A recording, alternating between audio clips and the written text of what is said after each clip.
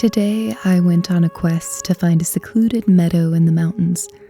I brought my camera and backpack, and for a moment I stopped, breathed, and admired the view. I then began to search for the magic. I pursued a butterfly for about 20 minutes before it evaded me. Obviously, I spent time looking for fairies. I fell a few times on slippery rocks, got quite sweaty, and was tempted to be grumpy all the way back due to an old knee injury acting up. But when I got home and looked over the footage, I remembered how the effort to get there was so well worth it. I've reiterated this sentiment a couple times, but these videos are the product of the part of me that loves art and storytelling. And there's a reason that the visuals seem more reminiscent of a fairy tale, perhaps, than stark reality. I seek out unusual angles and ways of portraying beauty because I think there's value in looking at the world that way. To imbue what I do with my imagination and romantic sensibilities, visualizing myself as a character in my own book of fairy tales. Only I can't read ahead to find out how it ends, and I suppose that's the best part.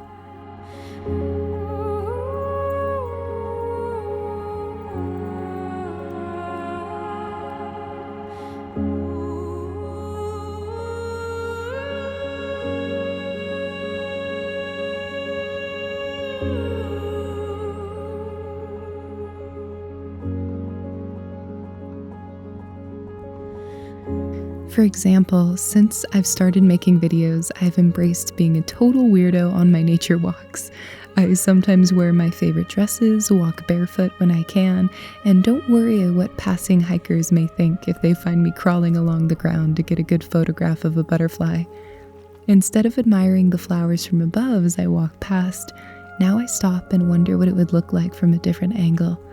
I like to imagine myself as a little wood mouse and get down on my knees and look through the grass. It's amazing what you notice.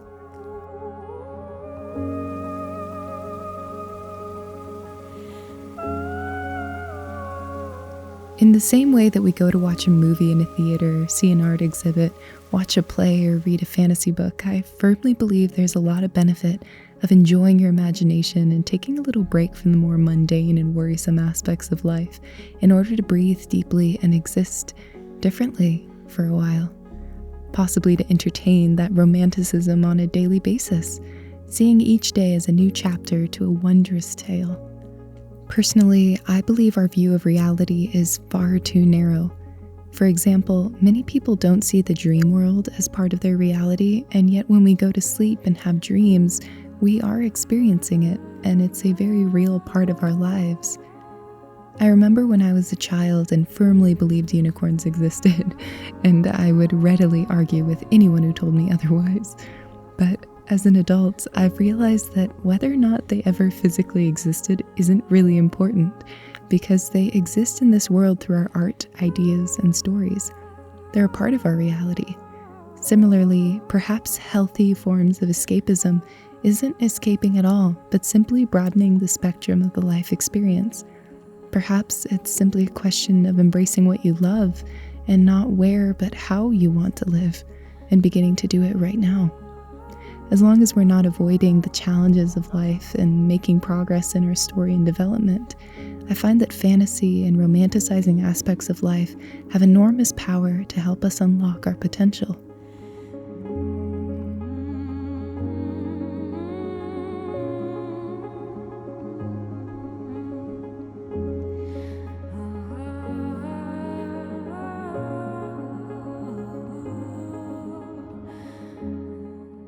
I think that the greatest gift I gain from looking at life this way is that it relies on embracing a more positive and hopeful outlook. After working as a teacher, I know that our little people are looking to us as an example of how to handle a future that at times can feel very uncertain. By showing them that we need to seek out the beauty of imagination and nature and be the artist of our own lives, we can make lasting change, and our life story becomes a legacy of not only what we did, but the people with which we connected and helped. We need to understand our reality, to experience the tragedies and heartache, to know them fully and ask ourselves what we can do to help. And then we have to know how to dream, to imagine a better world, to seek out the good in order to build peace. to nurture our own dreams when others doubt themselves. Maybe I'm an idealist, but I wouldn't want to be anything else.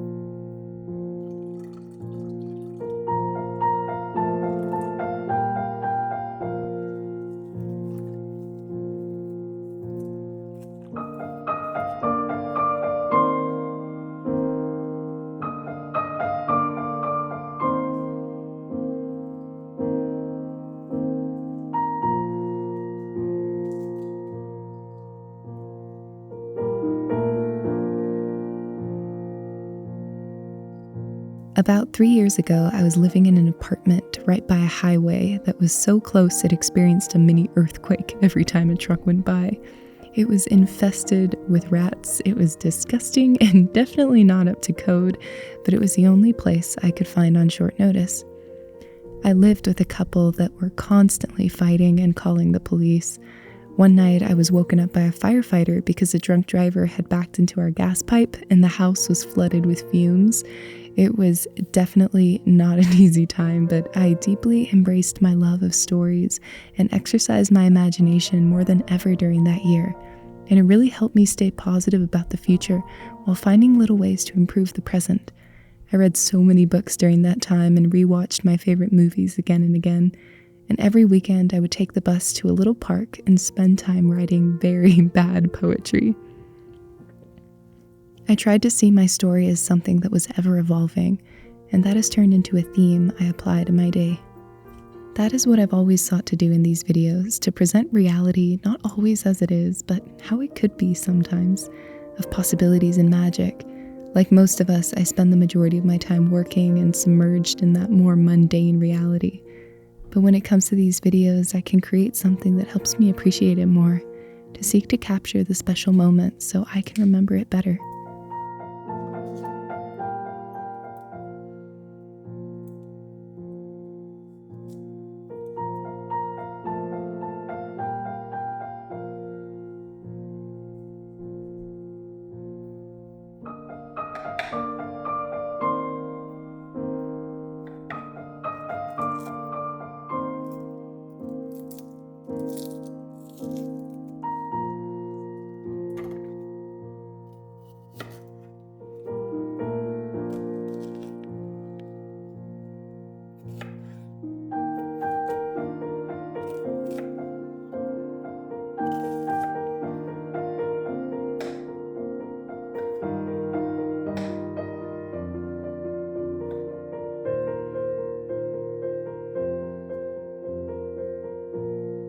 Lastly, I wanted to say a big thank you to everyone who has connected with me in regards to this channel. It is so beautiful to meet so many kindred spirits from all over the world, to receive your outreach of words and art and letters, and to find people who value the act of dreaming together. While I cannot reply to all of you myself, I want to tell you that I truly appreciate it, and I'm sending you my love.